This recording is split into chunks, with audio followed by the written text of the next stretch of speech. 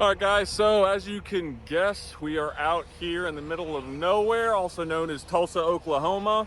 No, it's pretty noisy, but there is a reason for all of that noise. That's right, guys.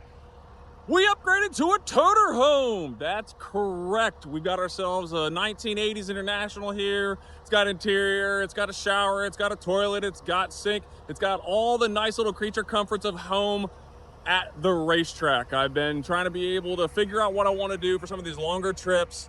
Got to be able to start somewhere, and it's not as expensive as you guys think. Got this thing cheaper than most used diesel pickup trucks out there on the market right now. So, like I said, I'm super excited about this. Super pumped to be able to drive this thing all the way from Tulsa back to Baltimore, home base for now. And yeah, I gotta be honest, guys, we are in for one hell of a ride. Stay tuned.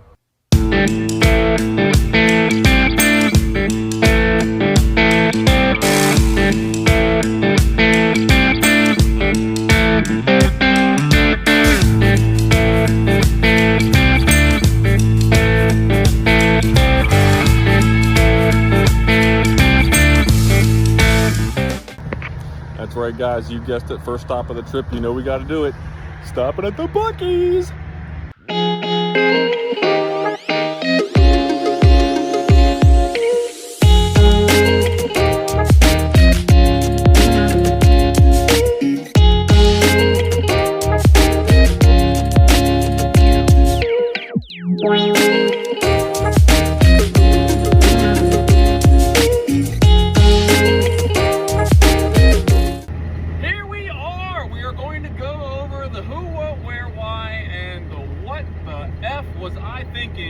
Buying a 1980s International toter home. I really wanted something that I could long haul with the enclosed behind here and be fully self-sufficient. Trying to find lodging and accommodations, especially some of these smaller tracks that are starting to pop up in the last couple of years, it can get difficult.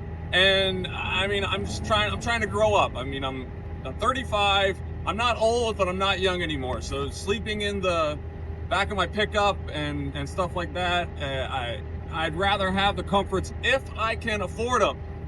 And here we are. So let's run this thing down. 1984 International 8100 or S4300 on the side of the cab.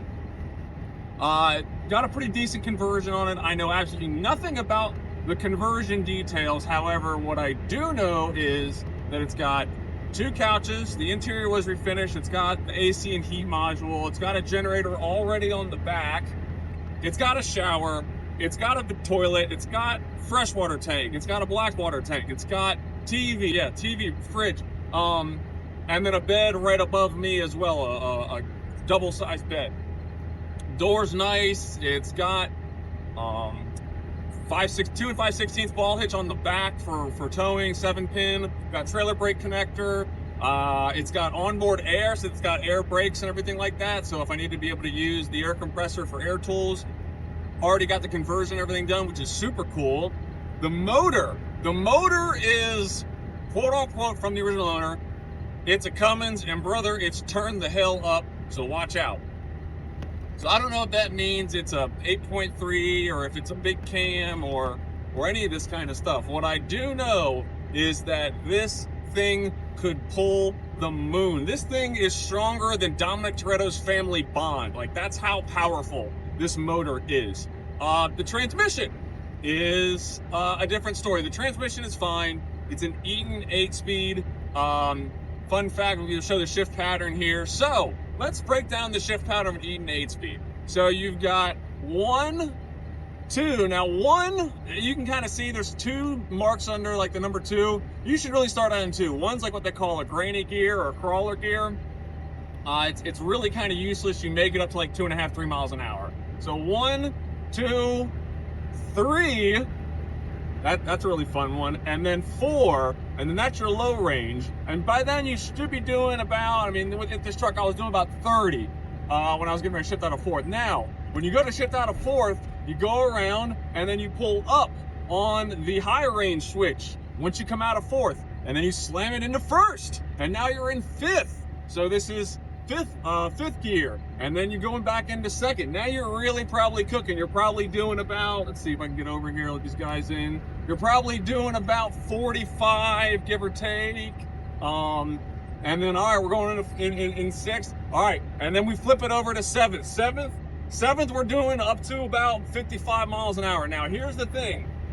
Once you're doing about 55 miles an hour, this is when you have a choice to be able to stay in the happy gears, as I call them, or go into the lane of the great beyond, which I have found out it is. And then you can slam that thing into eighth, which is the overdrive. And I mean, I've had this thing up to the 75 mile an hour speed limit. I'm not hauling a trailer right now, but this thing goes. There were some work zones that I had to drop down to like 45. I never took it out of overdrive, and then still was able to lean into it. And now she's, you know, happy as a clam at these higher RPMs. With all the information out of the way of what this thing came with, I'm sure you guys are thinking, you know what, Big Money Chris dropped a crap ton of money on this thing and really, you know, was really living the high life. Here's the one thing that's a misconception about toters. There's combos out there, we're talking toter unit with an enclosed trailer, that I was looking at for as low as $30,000 combined, clean title, ready to go. Now granted, you know, it also depends on the amenities you're looking for. If you're looking for like a newer interior, or if you're looking for a newer engine component or engine configuration with possibly an automatic transmission, or maybe even a newer chassis with less miles. Just like buying a regular car, all these factors go into it. The thing is, there are a lot of other systems that you want to be on the lookout for when you're checking out TOTERHOMEs. Does it leak is the main one. If it has any kind of damage where there would be leaking, possibly even mold forming in the unit, you could be into thousands of dollars of restoration work just to be able to make sure that that thing is livable and free of mold. You want to be able to make sure this thing is safe, so there's no health hazards. So that's the biggest thing, is don't buy a product unless you're ready for a project. With it being a 40-year-old unit, I'm not expecting brand new everything. There is some non-OSHA approved accessories in here that I don't want to talk about openly yet, but I will just say that there's a small learning curve to making sure you can operate all the nicks and all the knacks on this fine specimen. Again, yeah, I mean, if you're going to get something with any kind of water stuff, whether it be toilet, shower, or even a sink, you want to make sure like the tanks are working, all the valves are working, all that kind of stuff. Yeah, just like trying to be able to replace a toilet in your house, or, you know, trying to be able to install a shower properly, get that thing tiled in, sealed. You're looking at same amount of remodeling costs, regardless of where you source the parts on. There are Facebook websites that are completely devoted to toters, toter homes, haulers, rigs, whatever you want to call them. And that's actually where I found this one. I just put a couple of keywords in, did my marketplace searches. Now again, I did have to fly one way to Tulsa, Oklahoma and drive this thing back to Baltimore, but there's a couple of advantages from that. Being that I didn't buy this thing out on the East Coast, this bad boy is low rust to no rust at all. There's a couple of places here and there on like some body panels underneath, but frame wise, chef's kiss. So yeah, that's another thing too. So what can you be expecting to pay for a toter? All in all, 19 grand. That's the price. That's really what it is. I brought up cash, gave me the title, got insurance on it, and we're rocking and rolling. Nice thing too is, if you are looking into toters, one thing you want to make sure, if you do not have your CDLA license, want to make sure that it is already registered as a motorhome / RV. Other reason for that is you could be able to have not for hire RV registered on the side of the vehicle, like this one has. It allows you to be able to forego having to get DOT and MC numbers, having to forego weigh stations. Don't have to get your CDL. Don't have to get your your DOT health inspections or health checks and stuff like that. Now, that's not to say that, you know, going from your Toyota Corolla to an 84 International with a 28 foot on the back, you should just try to go across country with it. You definitely want to be able to make sure you have some experience driving stuff like this beforehand, whether it be in a parking lot. I mean, once you're on the highway, she's just cruising, make sure you're in your mirrors, making sure you know your braking distances, really, really easy stuff. But low speeds with an Eaton 8-speed, I'll tell you right now, if you're not careful, that transmission is gonna sound like a rabid honey badger in a potato sack full of mouse traps. It is just, it's ridiculous, but I'll tell you right now that you want to be able to make sure you get experience. Oh my goodness. Hey, St. Louis and Bugs. Ain't that pretty? And there's Indiana. So I knew this buying this, but there's actually seeing it in person. Not all of the dash lights work, so we've got these pit my ride strips, and I'm essentially playing Ray Charles right now, listening to the motor and trying to figure out what my engine speed is to reference what my mile per hour is to make sure I'm not speeding, and then also going with the flow of traffic. So we're playing the wonderful game of don't get pulled over and keep it steady, Freddy. So let's try not die. Good morning, Kmart shoppers. We are here in wonderful Brazil. Made a slight detour. Yeah, sorry, Brazil, Indiana. Thing is running like an absolute champ. I mean, just would you just look at it in all of its American glory. I think this is a great time to kind of give you guys a little bit of a tour of what exactly I got myself into. So out here, we've got, right here, we've got the water holding tank. Yes, that is latch closed. Right there, we got batteries and air compressor stuff. Coming around here, gorgeous, gorgeous, gorgeous. Let's walk up inside of my little abode. So, nice things we got here. It even has a fireplace. Definitely a lot nicer than some of the other ones I was looking at. Let's see if we can zoom out a little bit.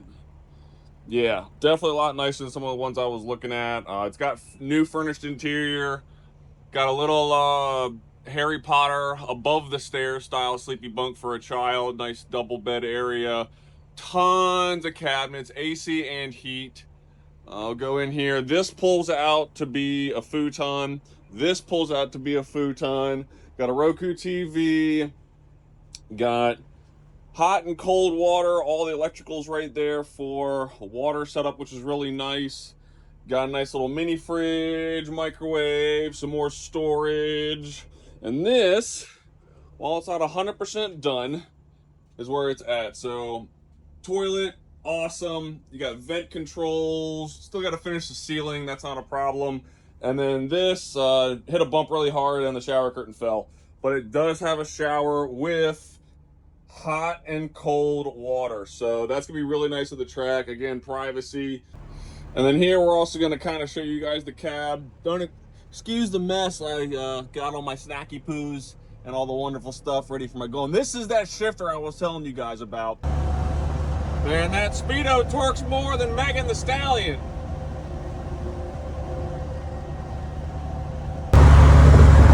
Well, I guess that's Indianapolis. The Greeks found it. That's a Greek for the Star of Indiana. Don't quote me on that.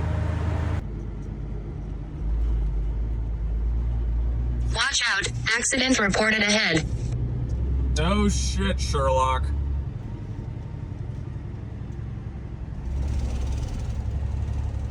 Be careful, people.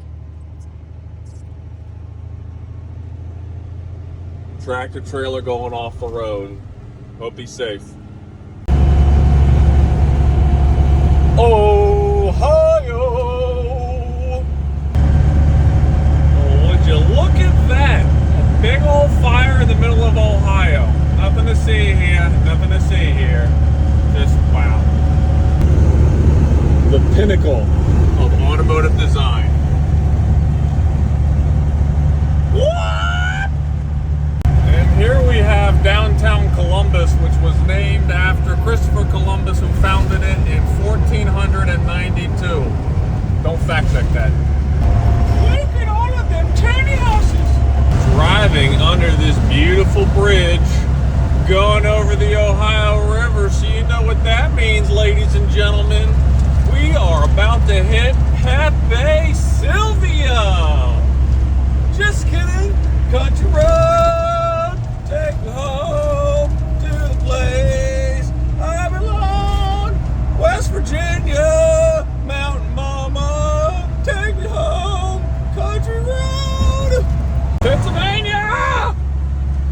I'm telling you guys right now, if you ever want to experience a pucker factor, you drive anything with a stick, class 5 and above, through the mountains of wild and wonderful West Virginia and good old Pepe Sylvia, Pennsylvania.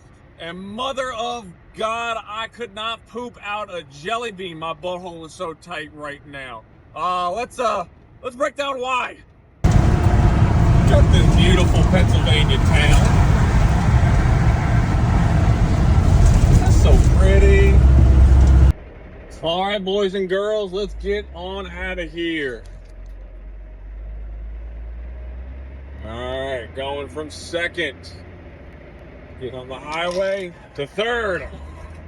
All right, get them revs up. Come on, find 4th. There we go. Get them revs up out of 4th. High gear. High range into 5th. There we go. Caught it. Let's go on the next one. Come on. Come on. Where you at? Come on. Come on. There we go. Found 6. Grind until you find them. Staying in high. Come on. 7. And once we get going, let that speedo catch up. 55. High gear, baby. Woo! And we left Pennsylvania. Where are we going next? Back to West Virginia! Doing everything I can not to end up like this guy. Come on, baby. Come on, baby. In 10 miles, take exit 148 on the right onto I-68 east toward Cumberland. I know where I'm going. Oh my goodness. Oh my goodness, okay. All right, children, time to go over the mountain. Look at this gorgeous scenery. You are not going to get a better view than this coming through wild and wonderful West Virginia. Oh, hey, look, it's Outdoor World. That's kind of like the White House of West Virginia. Man, amazing scenery.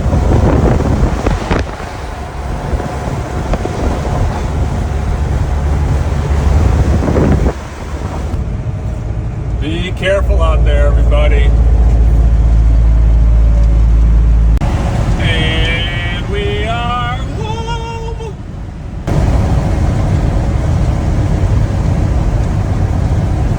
So fucking sad. Passing through Hagerstown, Maryland right now. About an hour left before we get to Gaithersburg. No issues. Knock on International. 17 hours down, 1 hour to go. We'll do a final tally when we get to Gaithersburg. Talk a little bit more about the truck, pros and cons. Wrap everything up, and yeah, just be happy this journey's coming to an end.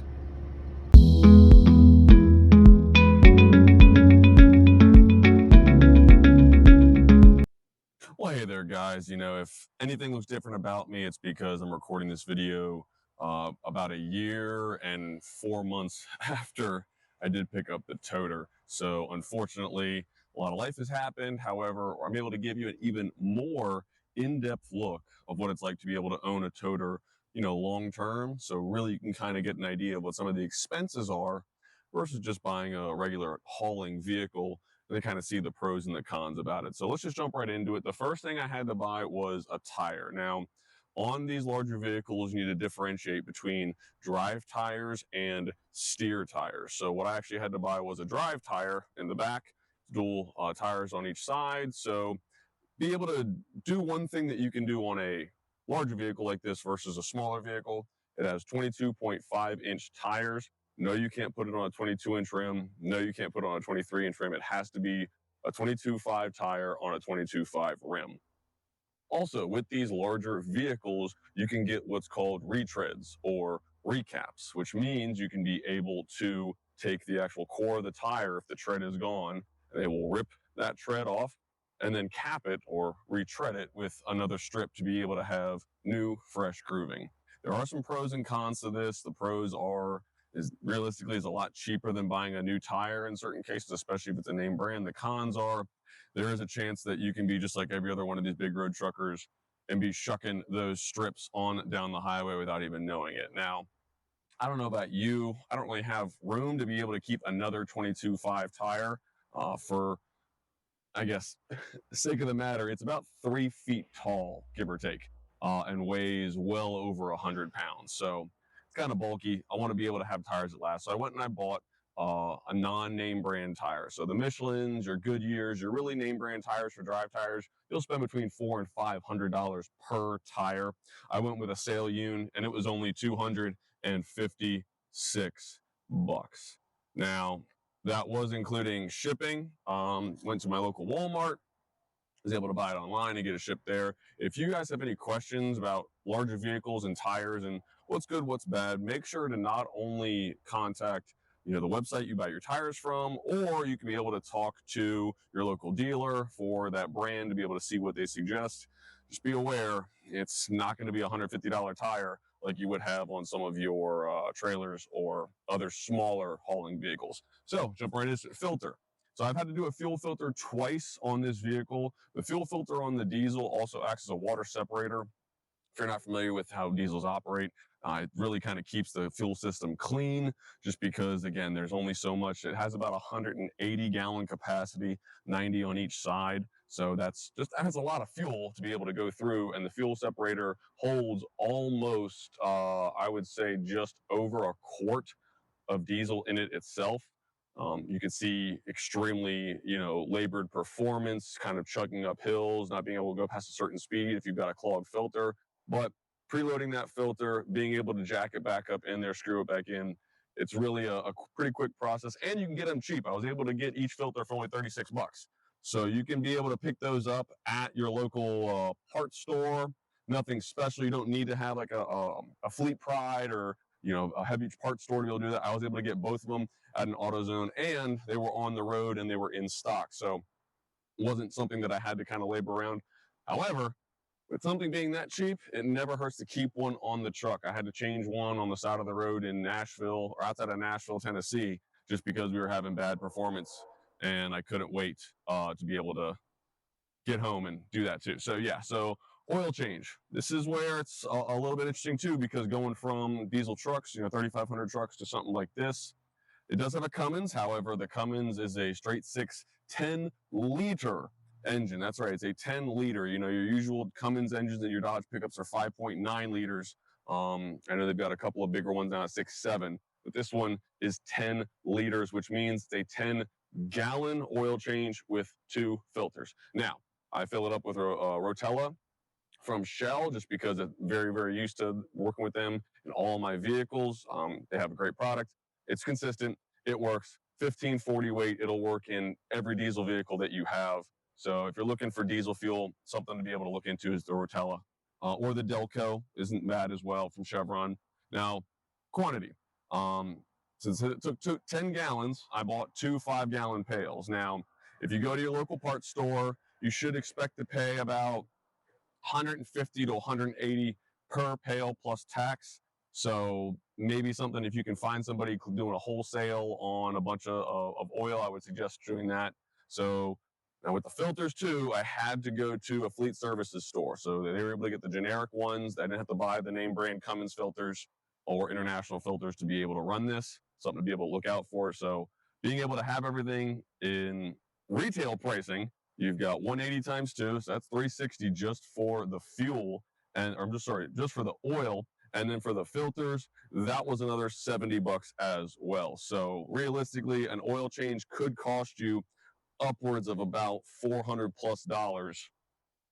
gonna do a little arrow here, upwards of $400. Now, I was able to wholesale some single gallons. So I was able to buy 10 single gallons for the price of one of those 5 gallons at retail with no tax. So my last oil change was about $250, if I had to guess, going around that route. So be smart, shop around, use Marketplace. That is your friend. Kingpin service. So this is something that you actually can do yourself with the tools that you have in your garage, and it's completely free. On these larger vehicles, you have what's called a kingpin. It goes on each spindle where your wheels steer, and there's a grease point on them. You also have grease points on your track bar. You have grease points on your lower ball joints. Everything to be able to have the suspension usually has a grease point in it in the front end. So when you do an oil change, it doesn't hurt to get up under there and be able to check your grease points, especially if you're doing it yourself. Now, if you do taking your truck in to go get an oil change at one of the fleet manufacturing services, usually you could say, hey, can you do a kingpin service? And they'll tack that on. Expect to pay about $100, $150, maybe $200, depending on the size of the vehicle and realistically what they're working on and how difficult it is to get to some of those grease fittings. But if you've got a grease gun and you can be able to go, if you need to buy a separate grease fitting to get into some of those 90-degree joints, maybe $10 for that grease fitting, load it up with grease, and then just pump it up like you would a ball joint on a car. Make sure once you see grease start to come out, and you can actually see the transition of, if you're pumping in red grease and you're seeing black grease come out, that is a good sign that grease will wear down. And if those kingpins do lock up, it's about $1,000 a corner to be able to get them out. And it is not fun. And your service technician will hate you for having to do a kingpin replacement. So something to keep in mind. So kingpin service, I'm just going to put free $99 because I did it myself. Rear shocks. So with the tire, part of the reason why is because one of the shocks had failed, as well as one of the leveler bars for the rear airbag, since this has air suspension in the rear. With that being said, replace one, replace both. That way I know they're both new. I don't have to worry about the other one failing down the road. The shocks are actually not as bad as you think. They were only $86 a piece. So that right there is 8, carry the 1, $172. Now, I also bought new locator rods with ends because realistically the rubber had started to perish. So I think that right there would have brought it up to, they were $40 for the pair. They were from Freightliner. So 1, 2, carry the 1, $21.12 for the rear shock. Now, the nice thing about the rear shocks is I was able to get the leveling right, being able to make sure the airbags were working well, and be able to inspect the rear end at the same time.